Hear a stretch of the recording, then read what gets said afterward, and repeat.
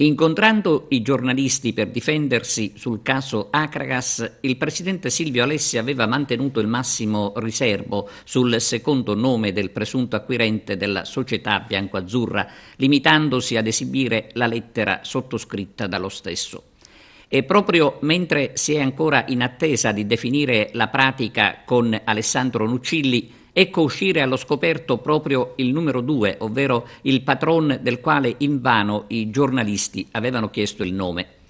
Sappiamo adesso che si chiama Roberto Nava e di lui si conosce anche il volto, visto che è stata diffusa anche la sua foto.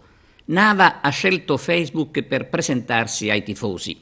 Elogia l'avvocato Caponnetto e manda un saluto a Marcello Giavarini, un uomo che secondo Nava deve restare all'Akragas, poco importano, scrive, le origini licatesi. Roberto Nava con la sua lettera dimostra di conoscere assai bene la situazione. C'è un passo della lettera in cui l'aspirante patron bianco-azzurro parla di sciacalli. Bisogna a questo punto fare un passo indietro e tornare a Muccilli. L'imprenditore romano aveva indicato delle date entro le quali bisognava chiudere l'operazione. Il risultato è che ancora si sta aspettando la fumata bianca. Roberto Nava dal canto suo indica altre date.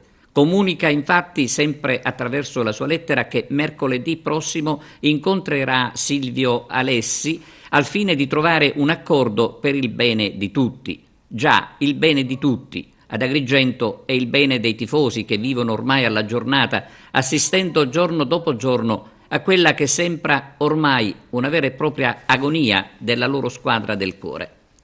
A questo punto i buoni propositi non servono certo a placare gli animi.